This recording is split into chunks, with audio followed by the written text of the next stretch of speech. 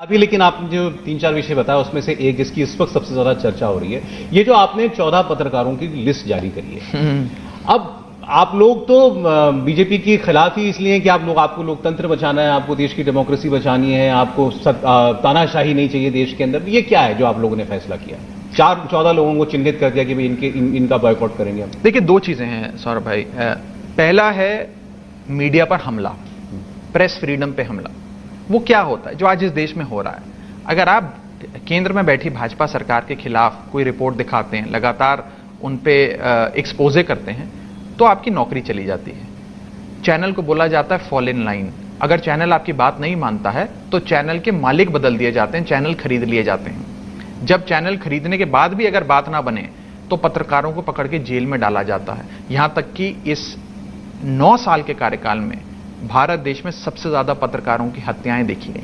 इसे कहते हैं प्रेस फ्रीडम पे असॉल्ट। मैं आपको उदाहरण देता हूं। वर्ल्ड प्रेस फ्रीडम की रिपोर्ट आई, उसने यह बताया कि भारत देश one of the most dangerous countries है पत्रकारों के लिए। यहां पे पत्रकारों की बॉडीली हार्म से लेकर उन पर तमाम तरीके के मुकदमे, डेफेमेशन, सिडिशन, कंटेम्प्ट, तमाम तरीके के उन पे हमले होते हैं और निष्पक्ष पत्रकारिता करने से रोका जाता है। इसे कहते वजह से मैं आ रहा हूं उस पर। इसे कहते हैं प्रेस पे हमला। इसे कहते हैं कि प्रेस की स्वतंत्रता को किसी प्रकार से कॉम्प्रोमाइज करना। और एक महत्वपूर्ण आपको आंकड़ा और दूंगा। इसी रिपोर्ट में एक सिक्योरिटी इंडिकेटर जारी किया गया, उसकी रैंकिंग जारी करी गई। सिक्योरिटी इंडिकेटर होता है कि आप पत्रकारिता निष्पक्ष तरीके से करें बिना किसी कार्रवाई के डर से, यानी कि आप पे कोई व्यक्तिगत, शारीरिक या कोई कोर्ट कचहरी का हमला नहीं होगा, आप स्वतंत्र है अपनी पत्रकारिता करने के लिए। उसकी एक रैंकिंग निर्धारित करेगी दुनिया के तमाम देशों की।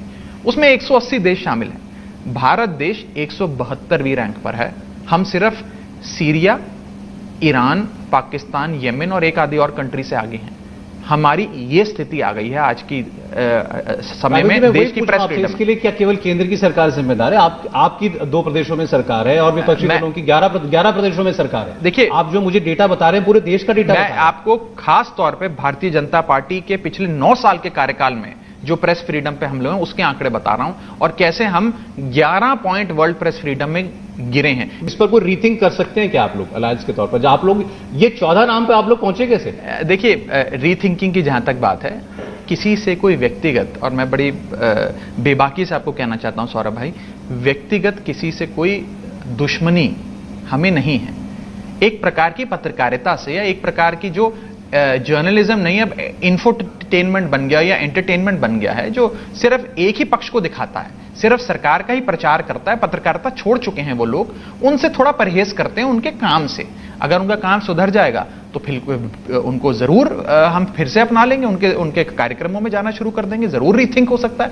लेकिन मोटे मोटे तौर पर मैं बड़ी बात करता हूं। इस देश में आज एक माहौल बना है और माहौल ये है कि इस देश की एक बहुत बड़ी आबादी ये मानती है कि जो आपका न्यूज चैनल आपको रोज शाम दिखाता है वो सत्य नहीं है। उस पर एक प्रश्न चिन्ह खड़ा हो गया। मैं आपके चैनल की बात नहीं कर रहा, अन्य एक बहुत बड़े मीडिया के तबके की बात कर रहा हूं। उस पर प्रश्न चिन्ह खड़ा हो गया।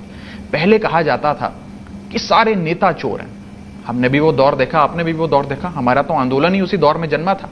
आज एक दौर आ गया है जब राह चलता आदमी कहता है मीडिया बिका हुआ है, मीडिया बिका हुआ है, मीडिया बिका हुआ है। इस देश में ओवरऑल एक मैं बड़ी बात कह रहा हूं, मीडिया की स्वतंत्रता पे जिस प्रकार से हमला हुआ है और जिस प्रकार से मीडिया को सरकार कंट्रोल करती है, इस देश के लोकतंत्र के लिए अच्छा नहीं है। और मैं इसलिए नहीं कह रहा कि मैं विपक्षी दल में हूं, मैं किसी दल से ना भी संबंध रखता तो मैं यही बात कहता। मैं सहमत नहीं हूं आपकी बात से। और दूसरा, मैं फिर इससे आगे बढ़ते हुए लेकिन एक बात जरूर कहना चाहता हूं। जब हम ये कहते हैं कि हमारे देश के अंदर सरकारें जो हैं वो मीडिया को कंट्रोल करने की कोशिश कर रही हैं, तो इस देश में पहली बार नहीं हो रहा।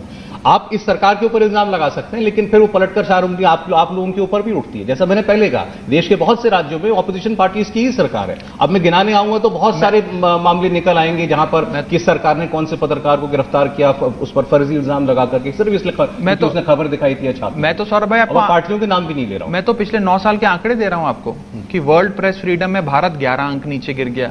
सिक्योरिटी इंडिकेटर में भारत सिर्फ पाकिस्तान, यमन, सीरिया जैसे देशों से आगे है। यहां पर पत्रकारों की नौकरी जा रही है। पिछले 9 साल में जितने पत्रकारों की हत्या भारत देश में हुई, आजाद भारत के इतिहास में किसी सरकार ने इतनी हत्याएं नहीं देखी हैं। और अगर चैनल फिर भी बात ना माने तो चैनल के मालिक बदल दिए जाते हैं। आपको पता है मैं किस चैनल का जिक्र कर रहा हूं। तो इस देश में ये हो रहा है, जनता जानती है, जनता जागरूक है। अब उसी संदर्भ में हमने एक छोटा सा फैसला लिया, वो हमारी आजादी।